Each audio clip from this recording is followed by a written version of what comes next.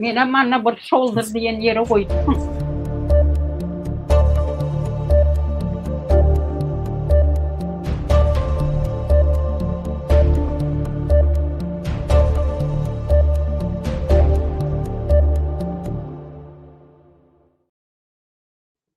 Assalamu alaikum hormatly ýeşler. Şuň 2026-njy ýylyň 30-njy iýuly hepdeniň pensiýe güni hoş geldiňiz Türkmenistan Demokratik Opozisiýanyň kanalyna. Ine biz şuň hemmämiz üýüşdik. Ine Nurjan apa hoş geldiňiz. Assalamu alaikum. Kediniz ýapdyk Nurjan apa. Salamlar. Salam vatandaşlar. Hemmämize. Diana Yangibayevna assalamu alaikum. Olmadınız? Алейкум-салам. Okey. Yine Спасибо, что пригласили в эфир. Hormatly şuňky biziň gepleşmemiň esas manyzy yine biziň ýeni bir aktivistimiz Merdan Joraev Türkiýeden humanitar viza boýunça Fransaýa geldi. O diýmek, Merdan Joraev öz görüşini dowam eder ve Türkiýedäki hop ýagdaýdan çykyp ine biziň ýanymda Fransaýa geldi. Eýem ikinji maşgala geldi, nesip bolsa İran bolar. Şu ýaly biz aktivistlere kömek edýär, diňe bizde hökümetler kömek edýär şu mesele boýunça. Ine beýlik adamlar gelip ýetişmäkä men size bir reklamly video goýaýyn Nurjan apa. Oňa çelli beýlikle garaşaly. O zaman men size söz berjek bolýarmy? Kyn görmediniz. Edil vatandaşlar, garaşsyzlyk ýyllary içinde ýurdumyzda äwrt uly işler durmuşa geçirildi. Garaşsyz hemişelik bitarap döwletimiziň at awraýny, belent derejelere ýetiren Türkmen halkynyň milli lideri, Türkmenistanyň halk maslahatynyň başlygy, Gahrman Arkadağymyzyň beýik başlanmışlary, belent tutumlary bilen ata watanymyz kuwwatly döwlete öwrüldi.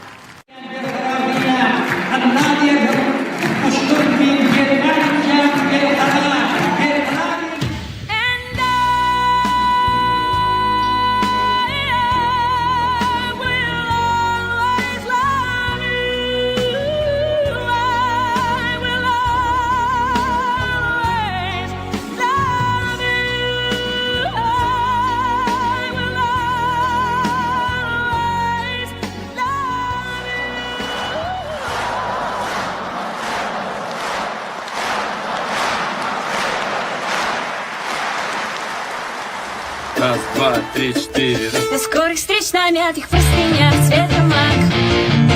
До скорых векных красавиц, драгающихся рук. Кого любят, того ждут. Сквозь многие долгих ожиданий мой любимый аромат. Ты моя вторая кожа, и быть может и сейчас. Но когда-нибудь мы сможем оторваться от земли и полететь против течения.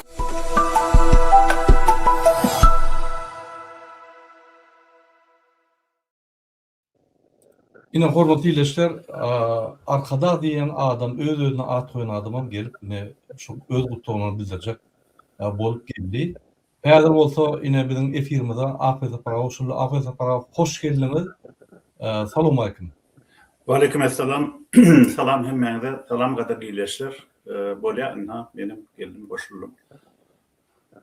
Ine şu men moderatörlüği ýagny APZ Paraw geçirýän ine APZ Paraw görüşimiz ýaly Merdan Joraev biziň bilen Fransaýa geldi.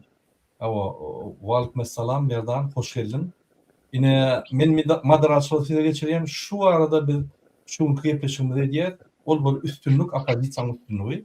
Sebäbi şu ýaly aktivistimiz humanitar viza bilen Fransa döwleti tasdikleýär şunun opozisiýada görüşýänini barlap, ýani interwýu geçip barlap taýda tasdiklap, ine şulardan Fransa geldi.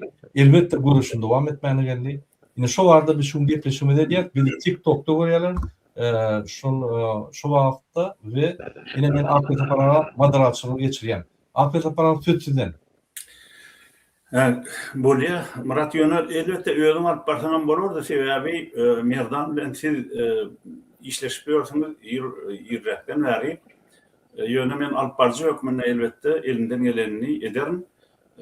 ilki bilen elbette Mirdanyň kimdigi hakynda, näçe wagtdan bäri görüşip gelenligi hakynda senden bu gurrun berip biljek ýokmy kadýan? Murat, sebäbi Mirdan ilk başdan şol Demokratik Watan Türkmenistan ýani DBT halk hereketi bilen bile işleşdi. Şonuň üçin hem özüň bütün bilen illeşlemede düşnükli bolar ýaly. Onuň o arada girişlerini özüň aýdaýsan.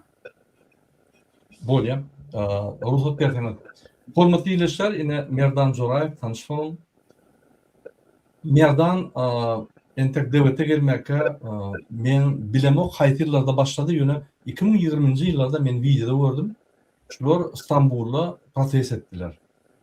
Ul topor bolup 50-60 adama bar töýleýän ýalňyşmasam aktivistler.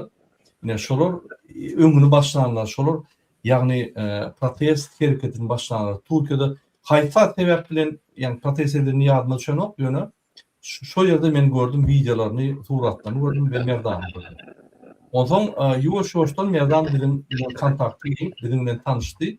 Men Türkiýe birinji gerek eýem opozisiýon lider bolup baramda şo ýere, ýani bir halk hereketine ýolbaşy bolup baramda Merdan meni garşy aldy. Bir ýalňyşmada 3-4 günläp 9-dan saat 24-30'da çeldi. Şo kafe yapılınca vatandaşlar bilen ýani gürleşip nimetlik duştuk. Şöyle video yaptık. Videoda görmek ama yine şondan 2020-nji ýyldan bäri men yine Merdan tanıyan, men yine şulowna jaňamdan bolýar. Şulowna men bir köp hereketler etdik. Merdan muň bir motoramady DBT motor diýip, DBT ýazyldy. Motorda İstanbul'a aýlanýardyk. Nime diýerdik? Aýgara gowy günlerem, erwet günlerem hemme geçdik Merdan bilen. Şoň üçin Merdan opozisiýa köp kömek edýär, etdim we bizden hem öň başlady Merdan şu hereketde. Şoň üçin onuň tejribeden bizden köp gıýtaş aýtsam şeýle. Merdan bizim ýani halk hereketimizde bir ýürüýte wezipesi bar. Men hemme zatlar aýdyljak, sebäbi emheme gullugam ýarýan, biz ýarýandyr. Şoň üçin hemme zatlar aýdyljak. Ýöne aýtjakladym Merdan DBT aktivisti. 2020-nji ýylda DBT halk hereketine aktivist bolup girdi. Şondan bäri dogry ýygylar, ýani bizim bilen görüşýär, bizim bilen gelýär. Şu meselede ýani bizim bilen. Ine gıýtaş aýtdym. Nurjan apa da aýtyp bilýär diňemenler.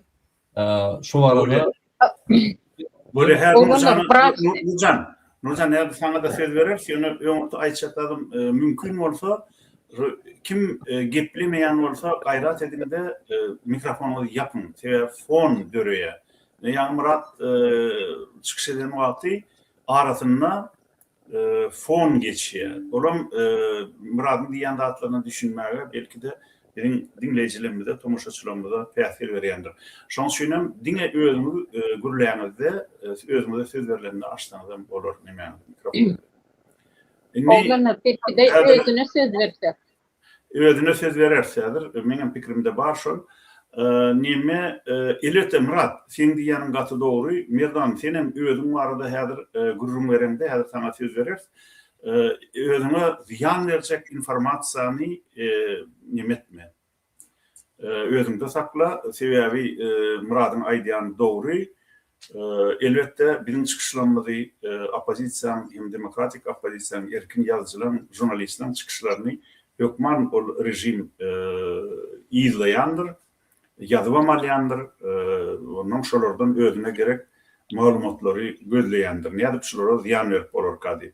Şoň üçin mümkin bolsa bir-biriňiz hakynda hem özüňiz hakynda haýsy maglumat bir duýgur maglumatlar özüňize garşy şol ulanyp bilinip öýtseňiz onu elbetde öz içiňizde saklasaňyz gowy.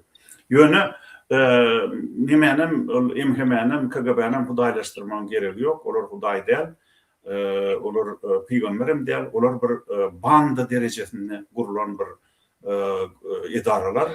Olaň bary edip bilýän işi şol kim döwlet başynda otursa şoňa hem şoň başlaryna hyzmat etmek, gulluk etmek, şonuň öňüne epilip bükülip halka ziyan etmek. Olarda bir üýtgeşik güýjem ýok, olarda bir üýtgeşik gudratam ýok ýöne olam ähli güýji nämede? Şo halka gizlinlik bilen hereket edip döwlet resurslaryny ulanyp nemedip bilýänligi, köp ziýan edip bilýänligi ana şol adamlary gorkudýar. Hemem adamlara ziýan edip bilýänligi üçin yersiz ýere adamlara ziýan edip bilýänligi üçin her men çaýmalayyn bir minut.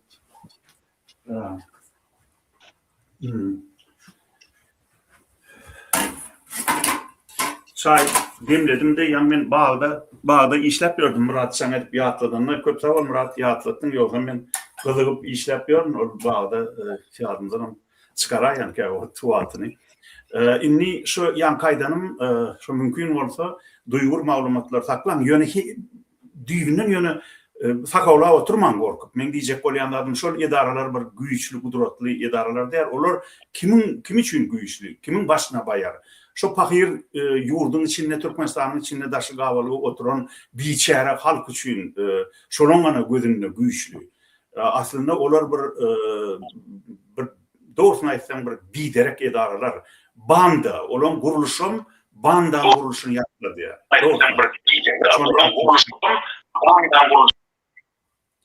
Min sesim ýanglanýar, onu kimdir bir diýmek mikrofonu açyk goýan bolmaly.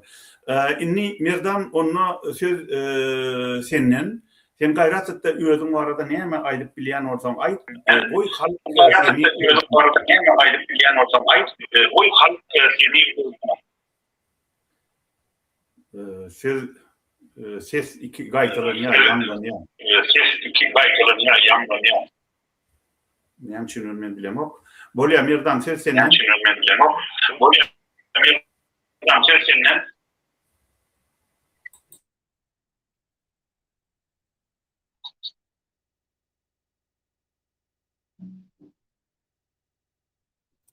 Merdanyň internet petýän merdan çykmaly boldy. Oňa deňiç Nurjan patwet beräýin. Sağ olun söz verenin için. Biz öncelikle Merdan Joraýevy gutlaýar. Bir sürekden gutlaýar. Onun eden işleri 20-nji ýyldan beri bizem tanýas. Gaty akylly, paýhasly oğlun. Yani inanılan, anamdar oğlun. Men onu gatly görýän. Bizim adminin içinde de gatly uly awraý bar oğlunjymyzyň. Menin diýjek bolýanlarym sen hoş geldin. Diýanada bu ýerde aýdyp geçmek isleýän gözümüz durmadan ilka özü geçti. Innen hoňdarlyk edip galan aktivistlere de ýol görkezip yani özünün bir näherini görkezip hem yoldaş bolup olara yani şonun için Diana ayrıtın köp sağ olsun aýtmak isleýän. Yani bu DBT'de oğlunun Merdanyň awraýynyň ulydyny ýene bellep geçmek isleýän. Yani Merdan hoş geldin. Gaty gelenýäs. Gelenine inşallah düşündi bolar. Yanında eýindeşlerim bar, Murat Beýçek bar, Diana bar, Seyitgül bar, ýene de bir giden oğlanlarymız bar Fransada. Fransada gaýta beter köp boldular indi. Türkiýe garandy. Şonun için men gaty şat yani arkasında galan ejdersi doğana da gaýretmesinler. Oğlan özüni alyp çykaryp hemmeýerde. Onun için oğlunu buýsanýas Merdanyňda. Ol bir görüldüri oğlan. Men şu wagtça şunu aýdaýyn. Hoş geldin Merdan. Bolýa, Nurjan köp sağ ol. Ýa-ni Merdan ýene de suratyňa ýitdi. Ýaňam söz berdik, bolýan edil söz beremizde sen internetiň üzülligini her barmy sen? Bolýa, ýene Merdan şu wagt sen görnýän, egerde men Selamünaleyküm hemmenize. Söz senden. Benim sesim var mı? Biraz teknik sebeplerden. Ya o gelýär. Girip bilen yok. Hemmenize selamünaleyküm vatandaşlar. Ben bir köp saat ayda oturmayın. Yine 2019 yıldan beri şu hareketin içinde. Ben bir kısa kısaca aydayın. Şu Türkçe yazdım da boş vaktim başımdan geçirenleri. Türkçe okap aydıp veren ki Türk halkı hem eşitsin. Merhaba değerli dostlar. Bugün sizlere sadece Fransa'ya nasıl geldiğimi değil, bu yolculuğun arkasındaki hayat hikayemi paylaşmak istiyorum. İnsan bazen doğduğu topraklardan kendi isteğiyle ayrılmaz. Bazen şartlar onu buna mecbur bırakır. Benim hikayem de böyle başladı. Ben Türkmenistan vatandaşıyım. Ülkemden ayrıldıktan sonra yurt dışında yaşayan Türkmen aktivistlerle birlikte insan hakları, demokrasi ve özgürlük alanındaki çalışmaya destek vermeye başladım.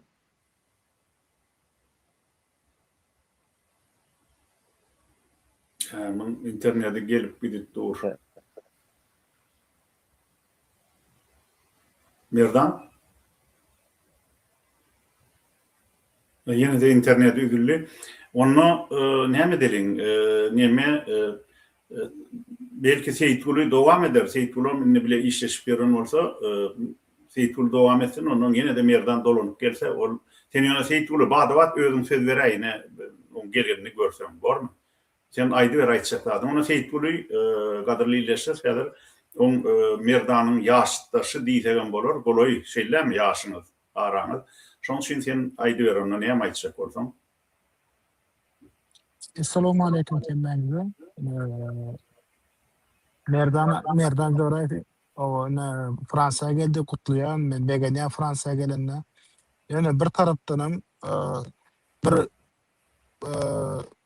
yani Türkmenistan'ın belirli prezidenti yani Kur'an Uluberdi Kamet, Serdar Barı Kamet'in siyasetini devam ettirmek için Türkiye'den, Türkmenistan'dan, Rusya'dan ve belki SNG devletlerden Avrupa devletlerine sığınmanı mecbur kalıyoruz. Ama elbette biz istemimizden edimiz o. Yani bir yaşayışımızı devam ettirmek için nimet zaten yaşam mecbur alıyoruz. Merdan'a siz nimet devam eden yakayı sözü. Hava, Merdan, sen internetin gelip gidip doğru diyen. Hava beni efirden çıkar ya. Ya doğru, onu sen intek edi Fransa edil cümbüşüne varmansın. Yok, yan ayağın vatan olmalı. Yani yok ne vatan diyorlar, hakiki Fransa'nın hakiki Fransız interneti elinde olur onunla. Devam ediver onu yankı yapmaya. Tezlerinden okuyup vereyim şunu yankı yazan hatımı da. Merhaba değerli dostlar. Bugün sizlere sadece Fransa'ya nasıl geldiğime değil, bu yolculuğun arkasındaki hayat hikayemi paylaşmak istiyorum. İnsan bazen doğduğu topraklardan kendi isteğiyle ayrılmaz. Bazen şartlar onu buna mecbur bırakır. Benim hikayem de böyle başladı. Ben Türkmenistan vatandaşıyım. Ülkemden ayrıldıktan sonra yurt dışında yaşayan Türkmen aktivistlerle birlikte insan hakları, demokrasi ve özgürlük alanındaki çalışmalara destek vermeye başladım. O günlerde şunu hiç düşünmemiştim. Bir gün ben de güvenli bir ülke aramak zorunda kalacağım. Türkiye'ye geldiğimde tek istediğim huzur içinde yaşamak ve çalışmaktı. Uzun yıllar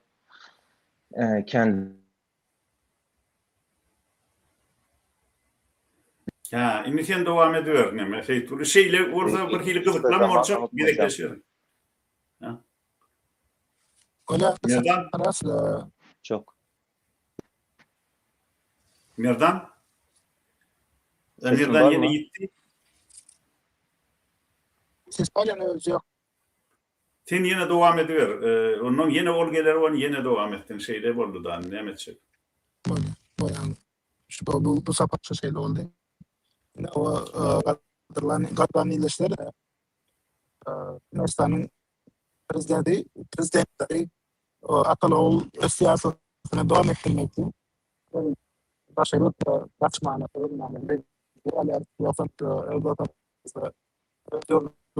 yaşasın ne de onu şeylere kıyar Merdan'a alan gelende beğenen o Türkiye'den Böyle inni Seyitulu bağışla. İnni Merdan sen yine de baştan başlama. Devam ediver inni. Devam ediyor yankı üzülen yerinden. Akıl separası ses Türk- Ne mi dedin Seyitullah?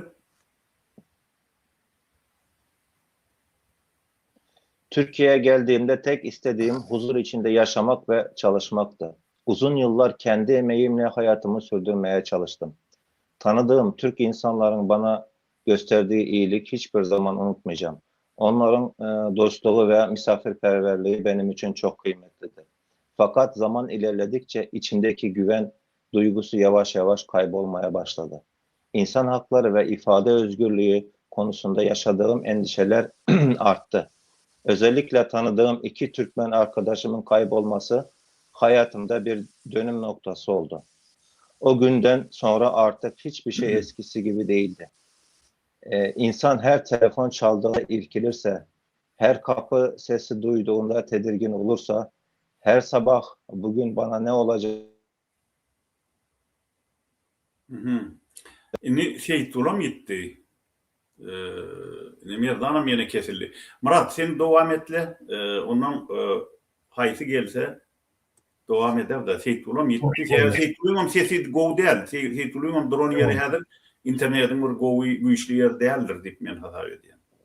Oh. Siz kantıda internet bu diyanız bu değil. Diyanı da Öyle mi? Hava. Şeyle mi? Aha, yine bir Edil havada o tayda dürlü internetin dürlü operatörleri var da şu güçlülerinden alsan gımmadıra olur go oluyor. Murat sen onu devam et doğrudan o ikisini dürlü. Okey. Hani Ya yok. O devam ediyor Merdan. Yine de sen geldin. Aha. Fakat zaman ilerledikçe içimdeki güven duygusu yavaş yavaş kaybolmaya başladı. İnsan hakları ve ifade özgürlüğü konusunda yaşadığım endişeler arttı. Özellikle tanıdığım 2 Türkmen arkadaşımın kaybolması hayatımda bir dönem noktası oldu. O günden sonra artık hiçbir şey eskisi gibi değildi. İnsan her telefon çaldığında irkilirse, her kapı sesi duyduğunda tedirgin olursa, her sabah bugün bana ne olacak diye düşünerek uyanırsa bunun adı yaşamak değildir. Ben korkuyla değil, umutla yaşamak istiyordum. Bu yüzden Fransa'ya yerleştirme programına başvurdum. Bugün burada Fransa'da konuşurken içimdeki ilk kez uzun zamandır hissetmediğim bir duygu var. Güven. Fransa bana sadece yeni bir ülke değil, yeniden nefes alabileceğim bir hayat verdi. Ben buradan hiçbir halka karşı konuşmuyorum. Türk halkının karşı içinde hiçbir kırgınlık yoktur. Benim dileğim hangi ülkede yaşar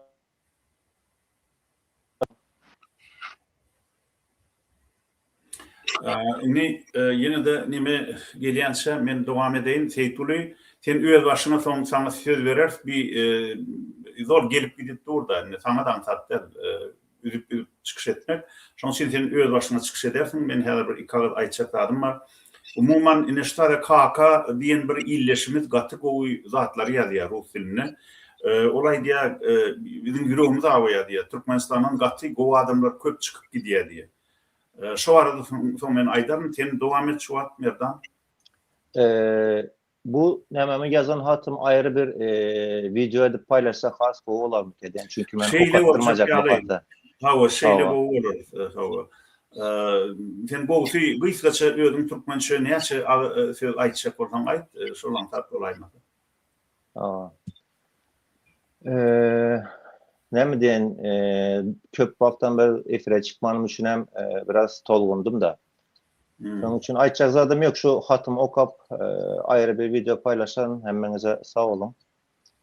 Ondan sonra ne mi diyeyim? Hava. Neme şu tayda şu KK diyen illeşimiz var. Murat şonu yine de görkö. Şu KK yerine bir tane harp var. Şol ana bizim hakiki pikirdeşimiz, hakiki vatandaşımız, hakiki Türkmenistanlı şol. Yine KK i7 enniyede ören şeyle manalı sözleri yazıyor Rus diline. Her giden adam bizim yüreğimiz ağır diye deyip yazıyor. Biz diye biliyoruz. Şol adamlar yitti diye Türkmenistan için. Şoň diýen zady dogry adamlar. Şu daşarýurda çykyp giden türkmenler soň näçe isleselerem başga ýurtlarda köküren soňlar, o taýda öýli işikli bolup öý edinen soňlar bir ýygyna gelmesi, hatta ýurtdan çykyp gitmekden hem agyr bolýar. Hiç wagt şunu ýatdan çykarmalar. Ine şu KK diýen ýyleşimiz bile şonu ýatladyýar. Türkmençilik diýen ýyleşimi de mine ýatladyýar. Подкалимство и лизоблюдство должно быть наказуемо на основании уголовного закона diye de. Men gaty gollayan şunu diýen zadyny.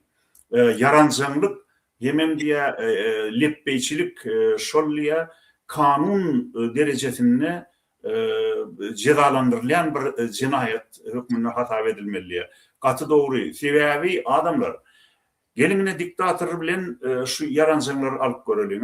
Bir diktatör var ýurtda, bir ýöneköy halk var, bir de çörek üçin işleyen, onun inteligensiya var, öz awraýyny taklap, yaranjanlyk etmen, öz işi bilen bolup gören. Onun yaranjanlar var. Yaranjanlar dürlü gatlyklardan çykýar, olar deputatlaryň arasyndan 99% çykýar, onun ministrlerin arasyndan 99,5% çykýar.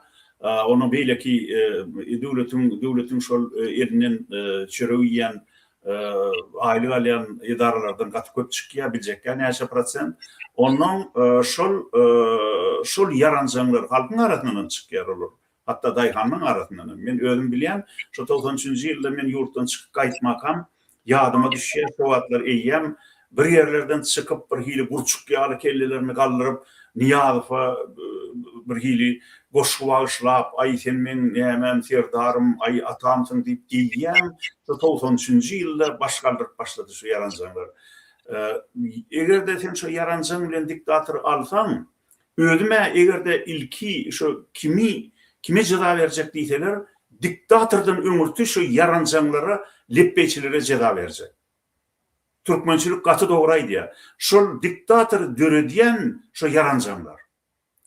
Egerde şu yaranjanlar bolmasa da ýurtda, şu yaramsaklar, şol leppeyçiler bolmasa da wezipe, at, pul üçin diktatora yaranjanlyk edýän adamlar bolmasa da onu yaranjanam ýa döremezdi. Neme diktatoram ýa döremezdi. Dörese de uzak saklanyp bilmezdi döwlet başyndan. Emma gynansalam şol yaranjanlar Türkmenistanyny öňe Niýazowy arşa çykardylar. Na Güler Şahuly var, na bir Cemal Saparowa var, na Bernadar Hudaýnazarow var, ölüp giden ýazyjy. Öllü şol Niýazowa yaranjanlyk edip, şondan bir wezip alyp, Mawtumly adynaky döwlet bayragyny döretmek hakynaky ideýa onky däldi. Ol ideýany ogurlady biziň teklifimizden, şonu ulgap gidip Niýazowa aýdyp, Niýazow düşündi şol teklifin ulanyp boljak teklifini derrew Mawtumly bayragyny döretmek hakyna ona da $5.000 bayrak bellemek hakyna 91-nji ýylda eýýän şo arada alady durdy. Soňra döretdi. Şonu Mawtumly komitetiniň döredenden soň şoň başlyklaryny da elbetde Bernadar Hudaýnazarow goýdy. Ine bir yaranjan ýazyjy näme iş etdi? Alawedin Mawtumly bayragynyň birinjisini Niýazowa berdi, ikinjisini öz aldy. Ine şolar ýaly yaranjan diýýutlar döredýär, nimeni diktatorlary. Şeýdi ben şolar ýaly Bernadar Hudaýnazarow ýaly, anna berde Agabaýew ýaly, ondan ýanky näme Onjuk Musa ýaly, ýa bolmasa şolar ýaly indi Amanrat Bugaýew, onun Kakamrat Balliýew, Durdy Muhammed Gurbanow, ýa ýene şoňa meňdeş bir topar yaranjan leppeyçilerin bolany üçin Türkmenistan şuwuna düşdi. Elbetde olaň bir näçesi häzir gaçyp gelip Azatlyk radiosyna lakkylap halka demokratiýany öwretjek bolýarlar. Emma olar şol adamlar, şu wagtdaşlar ýurda gaçyp gelen owurlar, jümriler, öňkü deputatlar, öňkü ornwasar ministrler, öňkü ministrler, at owurlary, eşek owurlary, it owurlary, şolar diktatoryň ilkinji kerpijini goýan adamlar. Ine türkmençilik gaty dogry jeda berjek bolsaň, türme saljak bolsaň, diktatordan öňürtü şol adamlara suwda berip şolary ilki bilen türme batmaly. Ana şonu ýurtda diktator ýan gaýtışmaýar ýa döremez asla. dörete de uzak häkimet başına saklanyp dilmer. Inni şol yankı KK diýen illeşimizin aýdýan da adam gatty gaýgyly zat, sebäbi doğrudan şu yurtdan çıkıp giden yaşların, umuman Türkmenistanlıların 50% idine dolansa da yurt düzüleyenli de. Sonra da telpemi koyuyordan artık. Dolayısıyla KK diyen illeşimiz Türkmenin genofondu opurluya diye. Doğru. Türkmenin genofondu opurluya. Sebebi oğurlar, cümrüler, korrupsiyonerler şu hakimiyetin başında oturanın daşına ele uğraşıyorlar.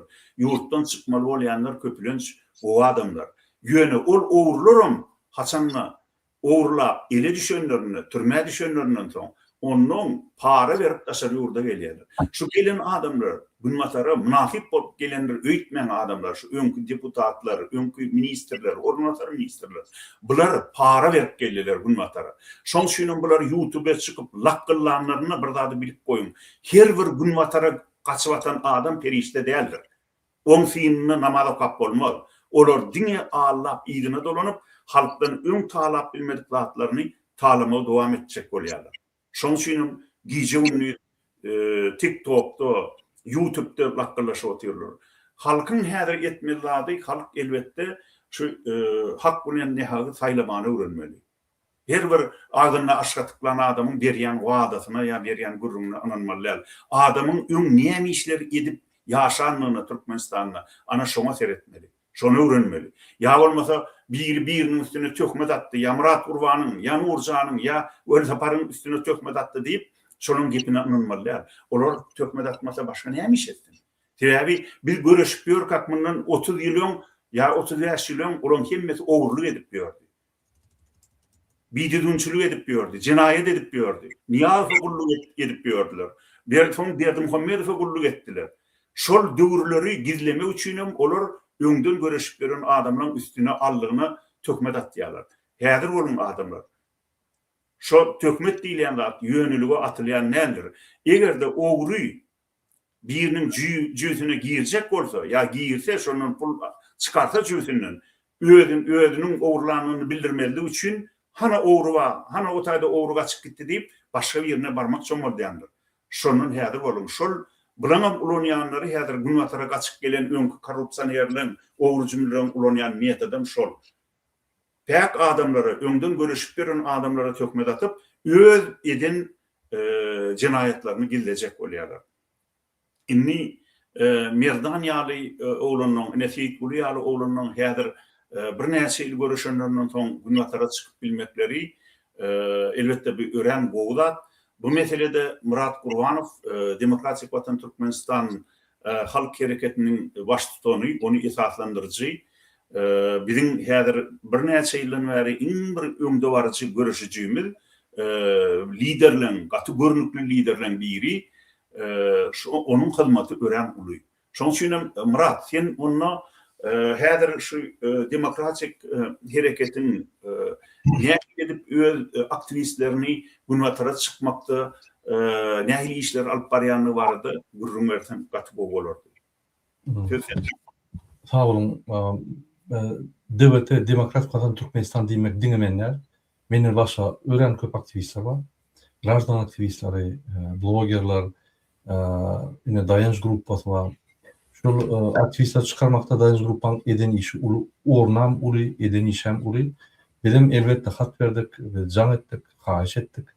Ýöne bu bir hemme adamlaryň eden işiniň netijesi. Şonuň üçin bu netije gaty gowy, men gowy berenýän ýoş-ýoşdan aktivistler Fransa üçde we geljekde de diňe Fransa däl beýlik döwletlerinde aktivistler gelse men berenýän teýäri. Olar her wagt hop aslında. Ene Urban uly ýykylmak üçin aktivist gerek. Urbanın yıkılmak için halk gerek, ýöne aktif halk gerek. Halkın bolunu bilenem Urbanın yıkılanok. Gaýtyp halky edip baýya. Şoň üçin halkın içinde aktivistler näçe köp bolsa, şonça çalt Urbanın yıkılýar. Aktivist diýmek bir başga planetadan gelip, ýani diplomly adam däl. Ya bir adam başga planetaga gidip diplom alyp gelen adam däl. Aktivist diýmek adalatly, bir kanunçılığa göz yummayan, bir kanunçılık görse yüreği çydamayan, gün aydiya, beylik adam hakları olsa duran o, barıp kömek ediyor. Yine aktivizm. Gıyızga yankı hareketlendirmek sözleri yine şular. Şoň üçin aktivist bolmak, grassroots aktivist bolmak, ya DBT lider bolmak, ya da dayanış grupaň lideri bolmak bir uly bir üstünlük diýär. O bizim ýöne pozisiýamyz şeýle. Aktivistler, menden köp işleyen aktivistler var. Elbette, onun edýän işler mümkin köpdür. Bizim çözümü çözen sorumlu mümkin köpdür. Biz berde patriotda yarışmaly, kim ýa-ni köp patriot, kim az patriot. Berde biz esasy hemmemiz goşandymyz goşýar. Wagta göre, momente göre, mümkinçiligi göre. Şoň üçin şunu men köp etdim ýa sen az etdiň diýmek ýok. Hemmemiz şunu etmeli. Şunem erti prezident Akif Apara bolsun, men bolayın, dayanç grupa bolsun, Diana bolsun, Nurcan apa bolsun, Merdan bolsun, Fetkul bolsun, on tapawy ýok. Aktivistler bolmaly. Aktivistler bolany döwlet ösýär. Aktivistler bolmasaň, opozisiýa bolmasaň, siýasatçylar bolmasaň, jemgyýet gurumlary bolmasaň, biz katastrofa girdik. Näşül 26 ila şul 20-nji asyrda bul bir maslahatçylyk. 20-nji asyrda da biz 10 ýyllap, ýani 9-10 ýyllap aktivistler, ýani jemgyýet gurumlary bolman, opozisiýon partiýalary bolman, siýasatçylar bolman, diňe hemmeler Türkmenistan içinde bir adam işlediler, beyik Türkmen başa işlediler. Olan bir haramzada bu torun, onun oğlam, özem, ikisem birda, oğlu bizim pullarımızı $170, $170 milyon İspanya'da utturdu. Bizim pullarımız şol. Näçe baniyete näçe mektep urulurdu. Türkmen başaydan nerede şonu? Men habarı şondan. Men şoň şaýa $120 milyon uturly garanam straf boldy. Yok, on nime şu wagt gazetleri ýazdy, ispan gazetleri men ýadymda. Men wagt nime dedim, Moskvada 94-nji ýyldym kadýana. Men diýjek, käbir gazetler $12 milyon diýip ýazdy. Käbir gazetlerim $14 milyon diýip ýazdy. Ispan gazetleri ýazdy şu wagt. Ara ol diňe bir kazinoda däl, bir topur kazinoda işledi. Türkmenistan'da adam öldürdü, maşinler basyp kaçıp gitdi. Onu ýanky kagazy ýapdy işleri. Bular haramlyk edip gören adamlar. Häzirem biz ýadymdan çykaramyk. Niýasyň gyýry $10 milyard Türkmen halkynyň dollaryny hana Ýewropada, Germaniýada, Londonda toplapdy. Biz ýadymdan çykaramyk. Ol Türkdäki çykyş edýän oglan bulary ýanky gahrman edýär. Bular Türkmen halkynyň pullaryny oglan adamlar. Türkmen halkyna ýa pullaryny agyr günet alan adamlar bular. Olar näçe gahrman etbilýär. Olar Türkmen maşynyň ejetini, ýanky aýaryny, olar näçe gahrman etbilýär. Olar ýaly gahrman bolmasa, Türkmen başy biziň inteligensiýamyzy, biziň siýasatçylymyzy türmede öldürene näçe oturdy? Näçe niýaz faýdan oksa näme işleýär? Näçe halkyny gyrýan diýip. Aýdan o. Balet, tiyatrlar yapanlar, bibliotekalar yapanlar, baniysalar yapanlar näçe olar gürlemediler? Kakanda näçe faýdadylar? Men kakam eden bolsa men barardym. Kaka näme diýen sen? Ýerki biz halkyň önüne sen ölürdi gidersen biz jogap bermeli. Sen näme işläp ýördiň diýip men aýdardym. Siz hem aýdardyňyz. Näçe olar aýdar? Näçe olar o häzir gahrman bolýar? Ya gahrman edýär. Bu propaganda. Gasy dogry belläkeşdi Akif Aparaga. Şo maşgala ýakyn bolanlar, minister bolanlar, deputat bolanlar şu ýerde gahrman bolup ýörler. O ministra o Gerlikeriz diýen adama Hudaý takladyn. Ondan YouTube'da aýdýan zatlaryny ministra aňyrda dursun. Türkmeniň içinde aýdýan ýok buraya. Şol ýaşda. İnternetde. Aýdýan yalanlary, aýdýan nemedi biz din bolasymyz gelen. Ona jogap berýärmiz gelen. Ulu ýaly biz pestik göremdi o durmuşmuzda göremdi. Ene ulu ýaly adamlar opozisiýany, men opozisiýa diýip bütün dünýäni alýar, dine Türkmen halkyny. Bar ýerde de üstümüze hat ýerýär. Ýani skandalny aýala o bu torunda ona gurgun etjekler. Hudaý taklady. Entek debete jogap berer olar. biri agent diye öldüren gün Facebook bilen iş yapıyor. Günün Facebook bilen iş yani. Ona Türkmenler aydı da garga öz adını çağırır diye. Olar özlerinin bütün ömrü boyu eden işlerini inni gelip oğurluk edip zordan para verip türmeden çıkıp infon kıdemlerine neme atıp özlerini Avrupa. İnnem özleri halkı talap yorkalar, halkın baltı için görüşen adamlara sen agent, sen çavuş, sen yine bir zat deyip bara her adama bir tökmet atyalar. Bular yalı vecerani intek bir dünya görünenler. Bir öňüme bizim aramıza gelip oşur. Bardı bir harmla söýünýidi, bir saparlyklıydı, bir topar oğrular, bir ahlaksız adamlar. Yönü hatta şolarum gellikäri gelen soň şolarum utuldu şondan. Son sayesinde görünmediler. Kölüğünde düştüler. Kölüğünde var. Yönü harma söýünmeýän adam gaty şeytan, mekir. Olayam şu nemen maşgalası, yankı gellikärdiň maşgalası, niçik mi Moskwa aralaşan adına yaranjanlap, on öktekärde yaranjanlyk. Şu taýdan Şwetsiýadan jaň edip, hemen bütün maşgalam sizin hylmatyňyzda, ine bütün maşgalam sizi gutlaýa, näme diýip, eýem şu taýda uğunu yekelep, bir-birden bir taýda görüşip beren adamlarym yamanlap, onu özünün kimdigini bilýän adamlar garşysyna itekledi. Ol dik düştü gellikäri, on Prashmandovka geleyim, şu men Hudaý berdi hallyň, harma söýünüň gepini ananyp inni şu näçe ýyldan bäri görüşüzlüğün üstüne topulup töhmet atıp şeydip değerli porfon olup diyor. Aslında Wel Saparon adına tutanok gellikär, ordunyň bilýä gellikärdiň men atasına bilet, kakasına bilet, men ýartulukda işleýäkem Aşgabatda gellikärdiň kakasy Gurbankärdiň üstünden hat geldi. Men şo hakynda aýratyn gepleşik etjek. Gurrun beren onu. Yürüyte şonu sıka parça ilk şonu gepleşik taýýarlan diýip bize ruhsat berdi. Soň Hasanly Gurbankär ağlap Moskwa KGB hat ýazan soň özü on smerçde gulluk eden o Ganhorun. Soň şol nemäni biz gepleşik taýýarlan soň Maýamollaýew şonu ýatyrtdy. Egerde Maýamollaýew şonu ýatyrtmadyk bolsa, Gurbankär Sowet döwründe eýem türme düşýärdi eden weziralyklar üçin universitetde. Şolar ýaly biderek maşgaladan, şolar ýaly ganhor, parahor maşgaladan, innem zordan oğurlukdan şol para berip sypyk gelip özü ýaly bir 3 şeleýini kovup 10 tany çagan ýetim goýup 4-nji bir Prashmandovka heleýe öýlenip Günbatara gelip indi bärden adamlara akly öwredi. Ine şol ýaly adamlardan halkyn äge bolmagy gerek. Mysal üçin bir Gurbanyň ýykjak diýip bu taýda yalan sözläp oturan ol halky talap gaçykaýdan adamlara ananmak bolmaz adamlar. Odol halk na Gurbanyla ananyp Niýazowdan gowy bolar diýip oňa hiç bir garşylyk görkezmän. Näme sebe bar boldy? Gurbanyly Niýazowdan näme? İdili diktator boldy. Niýazowyňa özü ýerden ýeke çykan diňe özü wady, ogly, aýaly wady, gyýdy wady.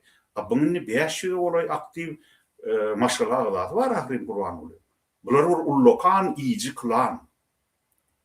Bunun uçuran nemeti. Emma siz häzir Gurbanylyň ýykjak diýip gellikärde gulluk etseňiz, oňa ýardam berseňiz, ýa halna söýüne ýardam berseňiz, ertir siz näme uçurajak?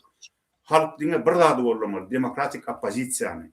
Hemde hukuk döwletiniň gurulmagyny gazanmaly. Ana şonu diňe Türkmenistanda hemmen hukuky deň bolar, hemme adam baltly bolup ýaşap biler. Elbetde daşarywda häzir 30-35 ýyldan beri çykyp gaýdan adamlaryň kimin höwesi bar bolsa, mümkinçiligi bar bolsa elbetde dolanur.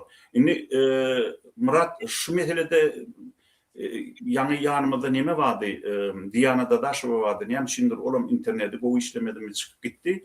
Ýöne eger jaň edip aýdyp bilýän bolsaňyz aýdyn gelsin olam bir näme merdana ýörgütleýän aýdar, belki oň aýtjak zatlary bardyr. Ýöne häzirlikçe sen öz sözüň dowam edip başla men sözüň Ben sizin gaharmada düşünýän, şoň üçin biz häzir olar reklam etmäli, ýani geldikleri ýa-da bir pese düşen adamlar reklam etmäli, biz oňdan işimiz ýok. Ol öz güni bilen, öz nimeti bilen ýöne şuraya adamlar opozisiýany masalaýar. Opozisiýa diýip, ýani Türkmenistanyň içinde Türkmen maşgulanyň aýaklaryny ýalap, hat ýazyp atam diýip, ýani ogurluğa basylyp türmeden boşlady bäri men indi bilir kuşguýy. Ya biz jogap berendik şondan. Ben jogap berdim ona. Ýöne bizim esaat düşmanymyz bolan, esaat düşmanymyz halky gynýan, halky genotsid edýän Gurbany Berdimuhammedow. Gurbany Berdimuhammedow hormaty ileşler diňe halkyň sabırlygy bilen emele gelen adam. Halk bir gedek diýişini okursa özi ýitirim bolýar. Şo ýaly gorkak adam. Çünkü günde Türkmenistan'ı kime satacağını öğren o. Kıtaylara sat gördü. Yankı Putin'a sat gördü. Erdogan'a sat gördü. İnni yankı ol Çağataşlı neme Trump'a satacak oluyor.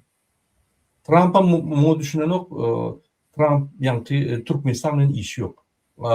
Türkmenistan'ı gayet vizalar qadağan edip yankı Türkmenistan yankı gözümünü tutmayacak olup ayıp koyuyor. Bu olsa şol golf yankı proyekti bilen guruşuk biznesi bilen gelip ben sana 10 milyar verecek.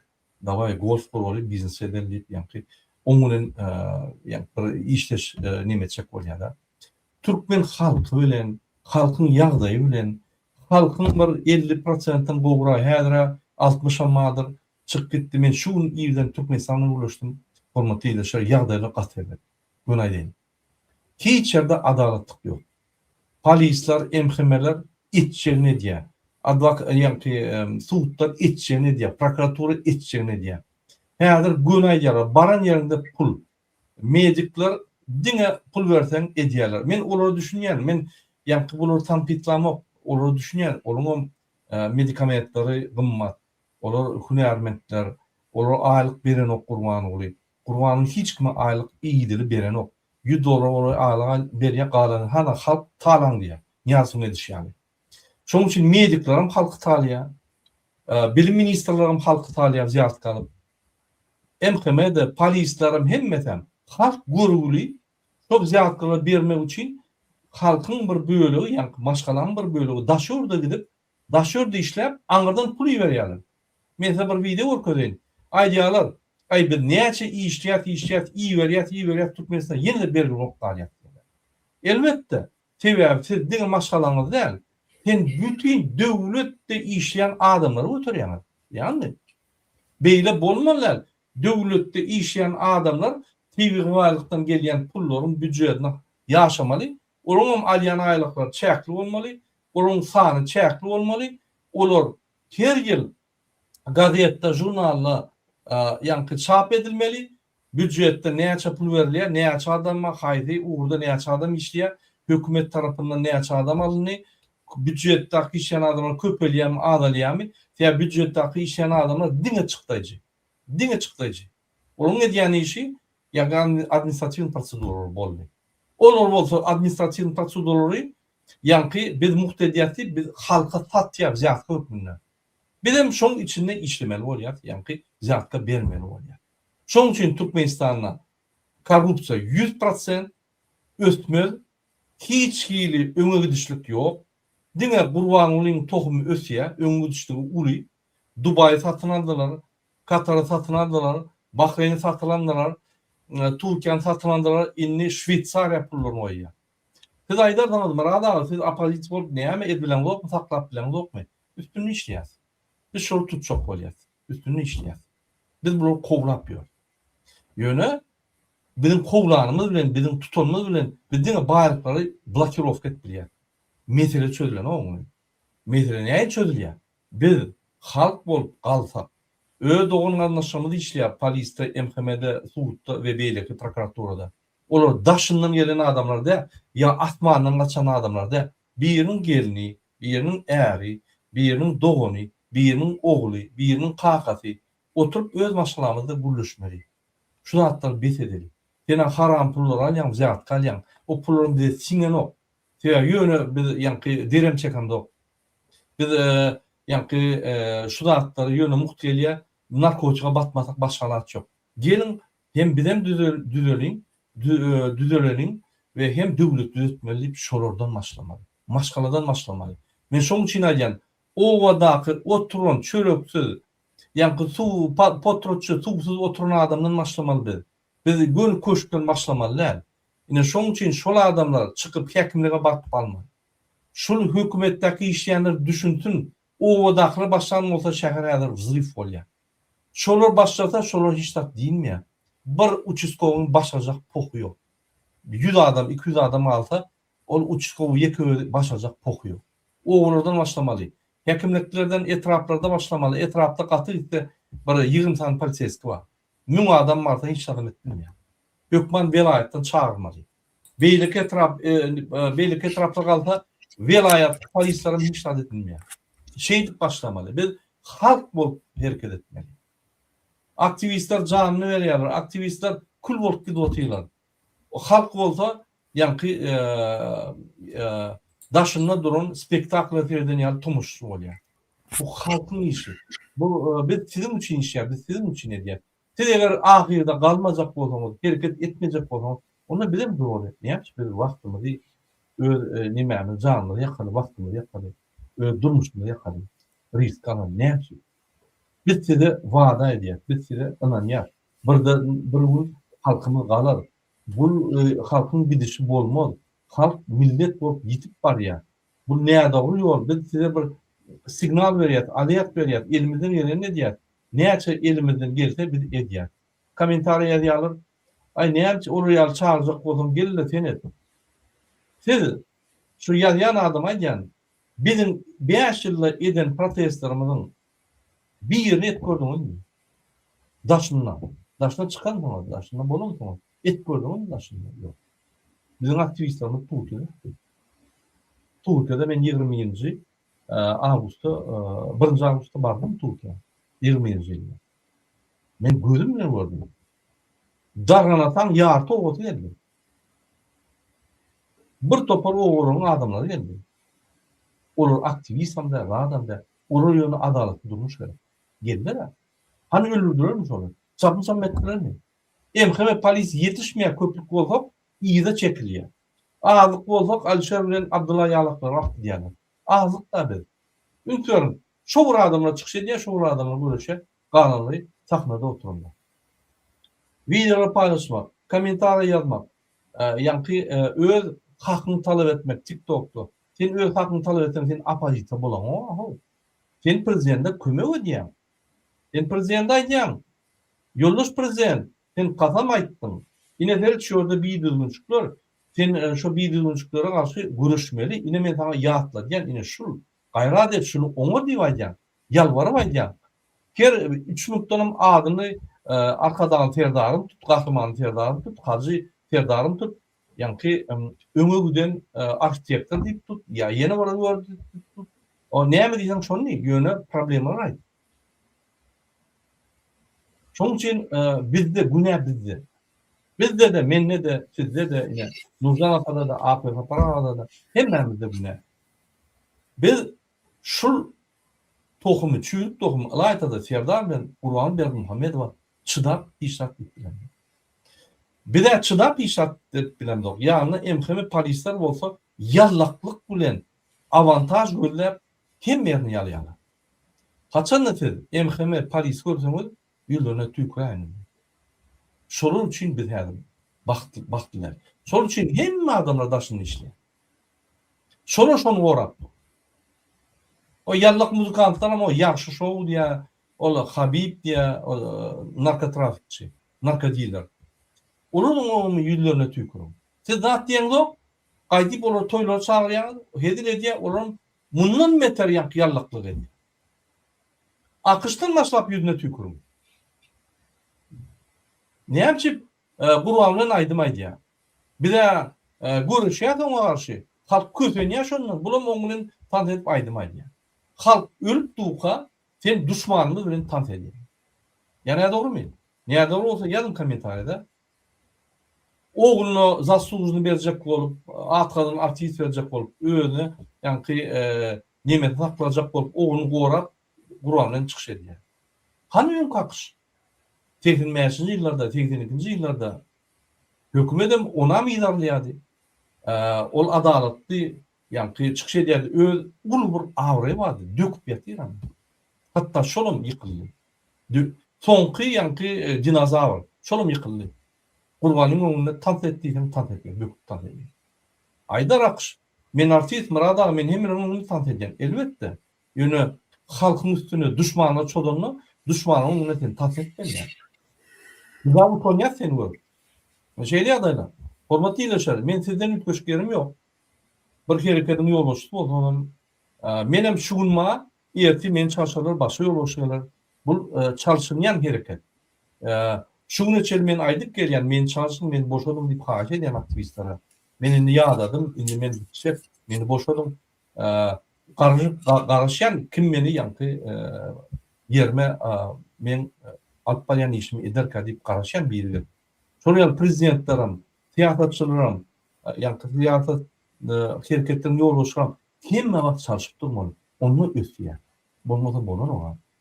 Şeýle adaylar. Ta bolun, wagtymyzy almalymy, çünki gün biz üýüşdik, başga bir zat üçin bir halkymyza buguşly aýdaly ýene bir aktivistimizi hop ýerden çykaryp Fransaýa getirip şonu bir filmle paýlaşarak çıkış edýär.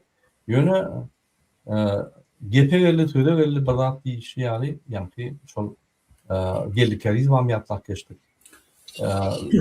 Urwany Serdar Bermuhammed falan ýatlak geçdik. Şu ýaly. Benim tamam. Tamam. Ya, inni bir seret ýene de gölaýla çıkyp giden öňleşlemler ýerine geldimi? Bir şagyryň Diýana da bir kal söz aýtsak bu boljak rus diline, sebäbi rus dilli ýerleşlemeden bar. Ondan neme de Seyit Ulam ýitip gitdi. Men häzir bir goşu kap bereň Bappa Göklüňden. Bappa Göklüň biziň ýeňleşimiz. Assalamu aleykum. Aha, bu gelen kim? Yine Murat Rozakov geldi tuvalime. Men şu müşteriki verdim. Senem gelip bizim aktivistlerimiz guttu. Yine Merdan Joraev çıktı. Tontiş. Öz ovadaşı, öz yankı vatandaşı, öz velayetinden. Yine olum geldi. Murat Rozakov. Afeta para kıyno görmeden şuna söz vereydi. Bolya, ol görýän garankyda dur. Onu Murat sen gutlugyňy aýt, ondan men soň okap berýär. Men bak bu öklümden bir erkek kişi diýen bir goşuýny okap berjek. Muny özü okap bererdi neresem. Assalamu aleykum hemmeňize. Onçulukmy? Salam. Şükür. Aýdy ber onda Murat. Diýdim bir salamlaşaýyn diýdim. Hökman gutlamalymy? Gutlamaly bolsa gutlaýyn, mesele ýok. Ýöne uzun wagtdan beri araňyza girmedim. Dedim salamlaşaýyn. Ýaşullarym bilen. Tontişeme adı originalny ady Merdanty. Oňa da gutlaýan. Oňa tolupdyr. Türkiýeden gaçyp gaýdypdyr. Türkiýe emas, Türkiýe öwrülikde esasında.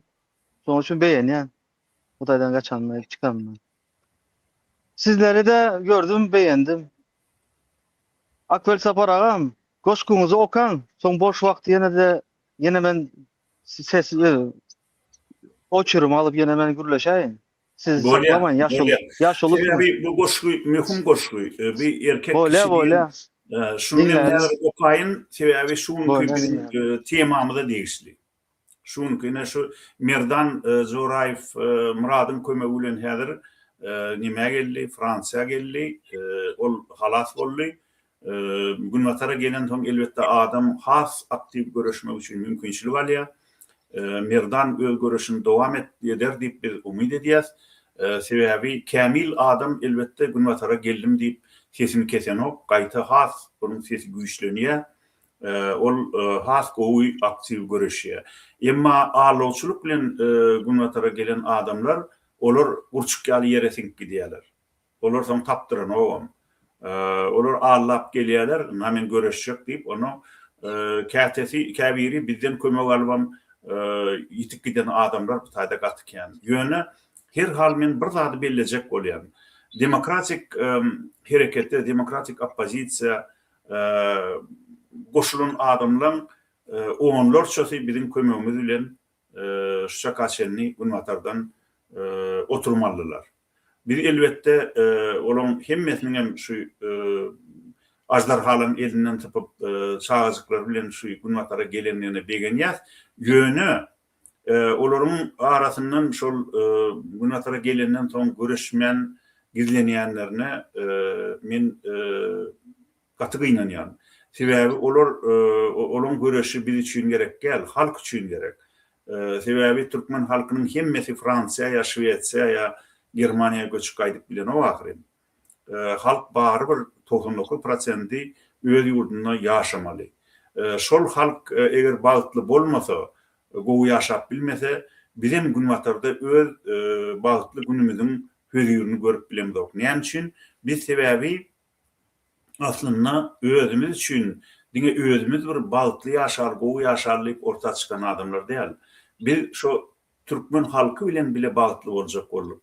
Emma gynantagym öz watyna görüşüp bolýan waty 89-njy hatta 88-nji 89 90 92 93-nji ýyllarda halk gynantagym düşünmedi waty bilen ýagdaýa görüşe çykmady dine bir halk däl hatta intelligensiýanyň agramly bölegi düşünmedi. Şol sebäpden hem ýurtda diktatura kökürdi. Inni elbette görüşmek öňküden birin döwrümizdekinden kıyındır. Biz onu bilýäs. Ýöne kıynan bolsa Iroviç hökman halk öz bagtyny görüşüp kazanmaly. Sebebi hiç bir halka başga bir halk bagty getirip tabaga talip çykyn hamysen şu bagtyny alyp eline beren ok. Hemme halkam görüşüp getdi. Türkmenlerim islese islemese de görüşmeli bolar. Men öňüm bir näçe ýerde şunu aýdypdym. Elbette gorku duýgusy her bir adamda bolup biler. Gorku duýgusy adamyň öz janyny gorumak islegi bilen bagly. Ýöne adam diňe öz jany barda däl, geljekde nesli, ýurdy, watany, topragy hakynda da pikir etmeli. Şu zatlary pikir etsem, onu adam gorksa da görüşmeli. Gorksa da görüşmeli. Ukrainanyň hemmesi görürler rahrim. Değerler. Azerbaycanlıların öz territoriýasyny alad edenne basybalçylardan şolun hemmesi düýünden ölümden gorkman göreşenlerdir. Gorku badır, her adamda badır. Ýöne şo gorkuýuma bäs gelmeli. Şo gorka erkin bermeliler. Gorkuýuny basyp ýatyryp göreşmeli. Ana şonu adamların köpçüligi şo pikire gelenne Türkmenistan hökman azat bolar. Inni men şu erkek kişi diyen goşgusyny Bappa Ökleň okap berjek, Bappa Ökleň ýol mowşum ganatyny diyen kitaby odal bizim gün neşriýatynda Şwetsiýada neşir edildi. Bappa Ökleň erkek kişi. Erkek kişi diýmek bu diňe aýal görüňde gaty begenmek däldir. Bu däl rol agyr ýükü ýerden alyp bağlardan öýüňe gaýtmak. Erkek kişi diýip aňmansyz, zymsy erkek kişi diýmek erkin eýesi. Erkek kişi diýmek söwüş werdişi. Geljegine tarap omladyp döşü, ömür pursatyny taryhy garap, maksady uğruna goýar bu başy. Erkek kişi diýmek bir aşık oğlan, mağşuğu adatlık, uğruna giryan, ol öz mağşuğuna uladıp golu, yetmese de dımıp utor ıkvali, namartlara gendir merdin ölüşü. Ondan hem erkek kişi tutup hak işi ölmez yitmezdir. Jende wepat olmak däldir yeňilmek. Gerek yine bir de şunu bilmek. Erkek kişi diýmek köpüň biridir. Özü wepat bolsa maksat biridir. Al ýene sen şunu üns merkeze, erkek kişi diýmek geçmişin oğluy, geljegiň atasy, keskitlep ýoly, öz nesline goýup gider ykbaly, Bu yol yürek bilen akıl yoludur. Bu yol adalet hem hakın yoludur. Onun her adımı jengden doludur. Bu yolun hasrattan buysoncuk kendir. Onun barcak yeri adıl dünyadır. Erkek kişi diýmek dımmaklık değerlir. Erkek kişi diýmek tijap, akıl huşy, kalkınıp hem silkip buysoňçly başy, dowam etmek, miras galan söwüşi, arlap, yollaşlaryň öňe ekider, yalrap, görnenine maksadyň başy, oňa parlap duran baýdagyn diker. Erkek kişi diýmek adalet diýmek. Adalet onun jany, jigeri, adalet onun emer damary, yüreği, kellesi, sesi, duygusu, adalet onun tutuş hemmeti, adalet onun maymunluktan beri yeten pellesi, adalet günnür, gözün açana düşer şöklesi, güne yaranların kişi hemmeti, adalet bu adamzadın namusu, adalet bu adamzadın manısı, muňa gurbanlaryň kişi hemmeti. Erkek kişi diýmek dünýäň atasy, sanasyň sowapsyz, ken aladasy, bir aýagy otda, bir buzdadyr. Oja dünýä, juwan dünýä uzdadyr. Dünýä gülemengder, oň emri bilen ol muny gazanır, öz ömrü bilen. Erkek kişi diýmek aýdymçy diýmek. Aydın bilen basar dünýäň gohuny. Erkek kişi diýmek bir ýolawçydyr. Aýaklaryň öýdi çykar ýollara. Erkek kişi sırdır. Erkek dällere.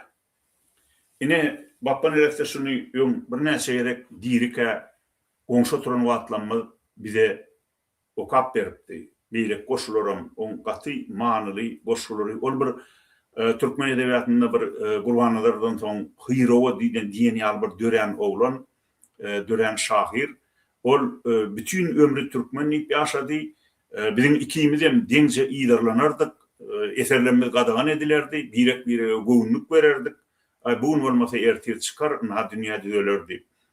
Edil dünýä düzelip barýakada gümürtük ýagdaýda wepat boldy. Ýöne Haçanly Türkmenistanyň demokratik guruluş ýeňse, biz on karşısına hareket eden yazıcılar sayılından onu öldürmeye katnaşan adamların adını açarız.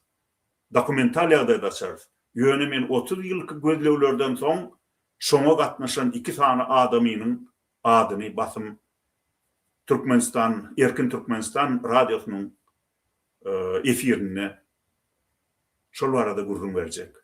Ol adamlar ölýän bolsa ölsünler namusdan, namuslary bar bolsa, ýöne şol adamlar Bappa Göklüň, hemem Didar Gürsaparowyň öldürilmegine KGB hökümete ýardam beren adamlar.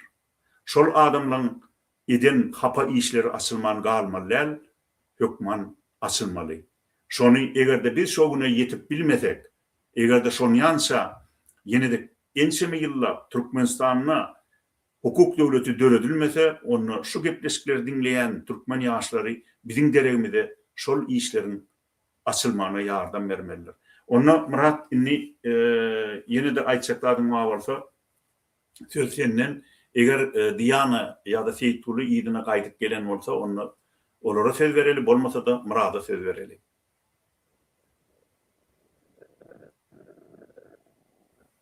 Murat Razakowa. Murat sen sesin gelen ok. Ay, salam aleyküm yine de. Tamam. Murat Bir özümün sizden bir yarım saat olmasa bir 25 minuttan beri dinleyen de. Emin şu böyle zattan girdim, şu hazırki açacak yerimden girdim. Sizdeki gördüğüm şu öňden beri gelen bir zamyçayne bolsun bu sizlere. Yaşınız ulu bolup biler. Yöne eğer bu opozisiyada bir çalaca harekette bir üstünlük kazanacak olsanız, yok onu dinlemeň. Yok bular eyle, yok bu beyle diýseniz, bu işte üstünlük hiç kaçan kazanmarsınız. Şvetsa'da toprağa gidersiniz. Şotayda çağlarınız sizi görür ve arzuda yaşarsınız. Eğer Türkmenistan düzeltecek olsanız, öz işinizi edýäňiz, edip bilen işinizi edýäňiz. Murad ağa, siz, Nurcan apa, men galanna karışmalı değil. Çünkü bizim her birimizde kellemizde ideologiyalarımız var. Dünya garayışlarımız var. Meniki bu tarafa karanımda benim için doğru, sizin için yanlış bolup bilýär. Onun kıdam şeyle. Şimdi ortak yolumuz nerede bizim? Realisimiz nereye gelip çatlaşa? Maksat bir sanıdır. Eğer maksat bir sanı olsa, öz aramızdaki konfliktleri imsim etmeliler, yapmalı. Düşünüyorsunuz. Eğer öz aranızdaki konfliktleri şimdi medyaya çıkarıp gaytalap dursanız, bu sefer düzelen o hissat. Nabarot. O bölmelerin içinde heytler döreye, o heyt diyelim, hani sizi garalayanlar köpeliyor, garalayanlar köpeldi mi? Taraf bolya da taraf kesilen. Ben akta, yok sen garada, o gökte, ben kızılda. Sonyalı köpelenden son bu işte üstünlük bolanok, bir ağzı birçilik bolanok. Yani bir muş kıs bolanok. Hükümetimiz ne ediyor onu? Hükümetimiz korku ile tutuyor. Biz ne edip kazanmalı onları? Biz onların korkusunu yumuşatmalı. Biz korkusunu açmalı.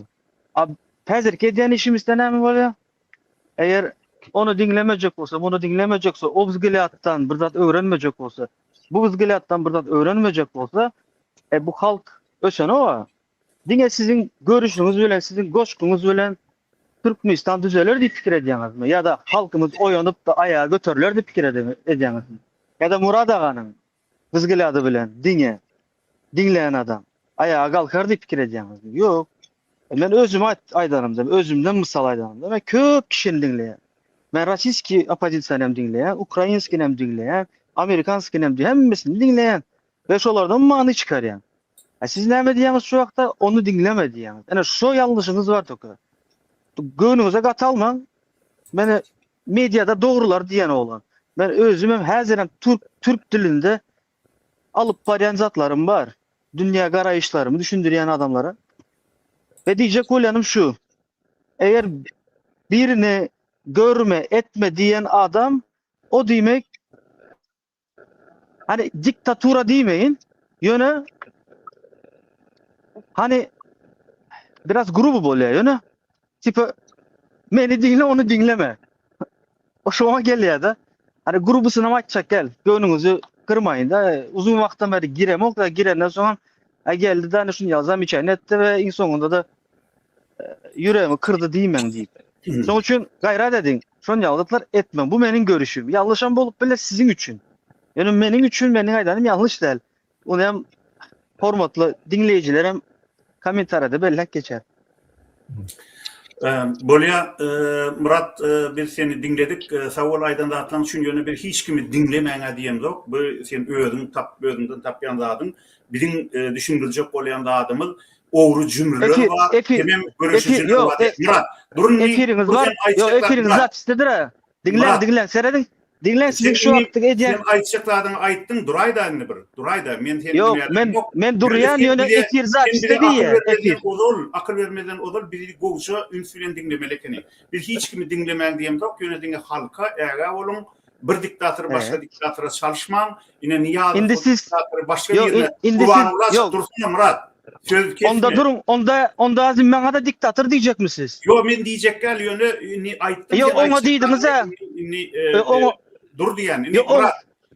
Ona diýýäňiz ha. Häzir bir Murat Urbana sözü geçirýärsin, Urjana geçirmeli, ýene beýleklere geçirmeli. Sen boldy sawol aýdandadyň üçin. Murat, hani sen özüň dowam et. Benim ýanky Muradyň aýdan sözüne goşulýan käbir zatlarda ýöne käbir zatlara goşulmak. Biz beýerde ýöne gepleşedim zok.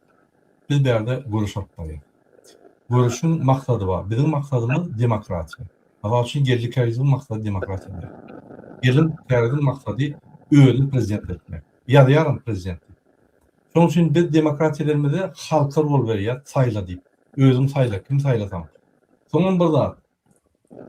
Aýdanyň wa we hereketler. Biz hereketler ýalňyş diýip aýdýar. O ýerde rejimde pul ogurlap, atlar, pişikler ogurlap, türmäge düşüp tutulup, o ýerde de diktatora ýalwaryp, ýazyp, soň gelip ýene de bäýerde bizi tanqidlamak, men pikirimçe, ol adam bilen biz birleşip bilmeris hiç wagt. Bizim ýolumyzam deň däl, pikirimiz hem deň däl. Biz aramyzda goşup bilmeris. Biz aramyzda goşup, onda bordel bolýar, bardak bolýar. Şoň üçin bizim ýolumyz demokratik ýol. Elbetde oňam haky başarýar bolmaly. Biz onu zat diýemdik, bizim diýjek bolýan adamyz bizi şoň bilen buluşturmaly. Onu tertemiz, onu terden ýygynyň ýören, oň aýdanyny edin ýöne gowluk getirmek diýip biz düşündirýär misallarda. Yani şo tapawut bar. Şoň üçin biz itdeniň adam, adalatly isleýän adam bilen biz her wagt aramyzda gepem alşar, aramyzda düşüşmedik bolsa da tapşar. Ýöne kim gurbanyň ýaly, şoly ýazat edýän bolsa, bize tapawut ýok gurbanyň geldiklerimiz şurada. Biz şoly ýarka garşy görüşýär. Korrupsiýonlara garşy. O zaman biz näçik olary bular dinlemeň, bular dinleň ýa hiç zat diýmeli. Şu geçen hiç zat diýemdi. Çıkışan görýän aýaly çıkış edýär. Diňe opozisiýany görmýär. Näçe onu tutuldy. Alişer Sakatov, Abdullah Urusov, häzir aňarda bellisi ýok. Bir söz aýdyp gördümi? Ya gollak gördümi? Biz pravozащитный organizasiýa diýip bir zat aýdyp gördümi? Ýok. Bütün dünýäni aldy. Türkmen halkyny aldy. Biz olar bilen hiç wagt ýanyna da oturmalylar. Ýolumyzdan bir däl, sözümizden bir däl, hereketimizden bir däl, maksadymyzdan bir däl. Ine şonu belläp. Murad Aýdyr. dinleýäňizmi?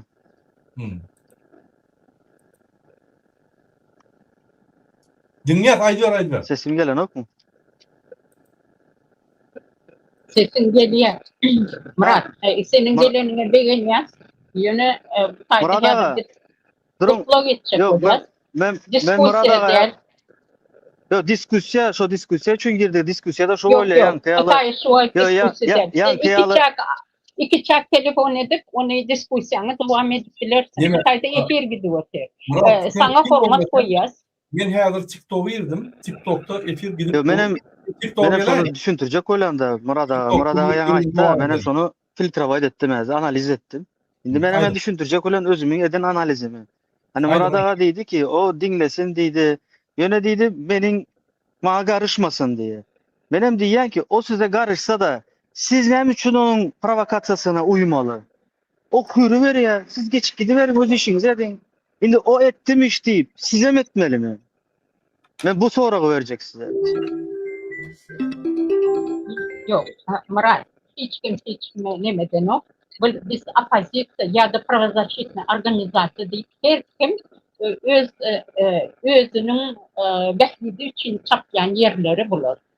Yani biz adalet için konuşacağız. Biz halkımız bu yaşasın diye. Biz o tayda demokrasi edecek oluyor. Bunlar olsa halkı iyidine çekiyor. Yani yakında bir TikTok'ta rolü koyupturlar ehli. Yani aklı sığacak zaten. Ağzına gelen kafa sözler bilen o tayda gepler oturuyorlar. Yine bu adamlardan kim görüldü almalı? Ne ehli yola bizi sapıttırıyor? Yo, onun sizin dikkatyňyza düşüpdür. Siz onu dikkatyňyza alıpsınız. Siz almanan bilersiniz onun edeninin videosunu, geplerini, gürrümünü. Yani Murat, bağışla biz var bir yerde onları nimetmeye, absurdat etmeye gelimiz yok. Biz kadar merdanı kutlamak için geldik. Sen eğer kutlat bilsen, kutla. O priyatna olur, hememiz için. Yo, düşündüm ben başta kutladım. Yöne diskussiya diýeniz, yöne siz ağzım yapýanyz. Yok, bu da diskussiya yeri değil. Nurcan köp sawol gaty dowrda aýtdyň Murat. Kutladym köp sawol inni bir teýip bula Bolýa. Yok. Şu efiriňiz zapiste dälmi? Sözlerin üçin sağ olun. O birini sözlelenekde o uwajetini bolan iki tarapdan Merdan Joraýewiň gelenini öğrendiňiz. Buýsanýaz şular ýany apasny ýerden geldi. Merdan Joraýew men köpden tanıyan, oňa da oğlum şoňa onan ýaz, onan bildirýäs. Uje Merdana uje 2019 ýyldan beri özüň aýtmagyna görä 2019 ýyldan beri şu opozisiýa içinde Türkmen halkyny azatlygyna çykarjak bolup öz elinden geleni etdi.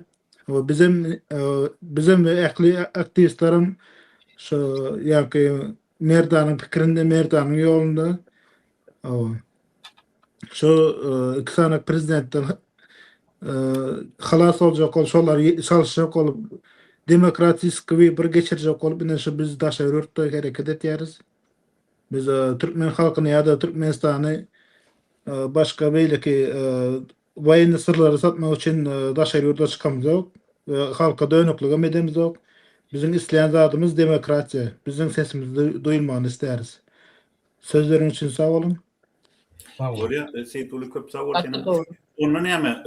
Gata doğru hawa eger gepleşik jemlemeli bolsa men aýtjatladym. Merdan Joraýew ýaly, Seyituli ýaly oglanlar, Diana Dadaşowa ýaly gyýdlarymyz köp bolsun. Sebebi görüş agyr. Bu taýda birek-birege barmak çomurtmak bilen diktaturany ýykyp bolmaz.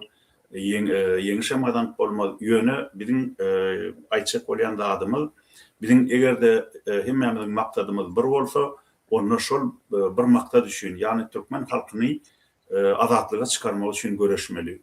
Şu göreşde biziň aýagymyza çoluşýan, bire allygyny tökme atýan adamlara biz aram garşylyk görkezmeden bilmer. Onun üçin bir günälemen geregi ýok.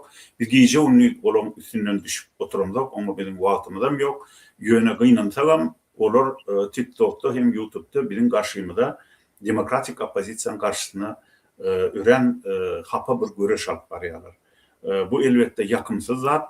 Şoň üçin biz şoňa aram garşylyk görkezemizde bizden gaty görmäň. Onu näme Murat şunuň bilen gepleşigimizi jemläýek nädýär? Bor.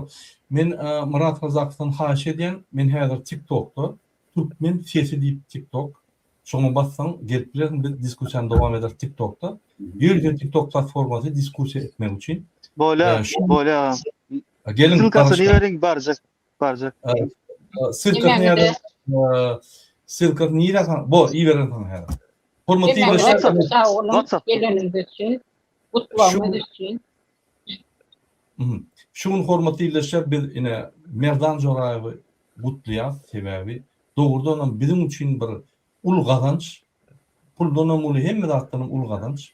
Biz bir aktivisti ýa-ni Türkiýeden çykardyk. Türkiýedäki aktivistler hop atdylar. Bir-birden olar ogurlak diýip otyr rejim.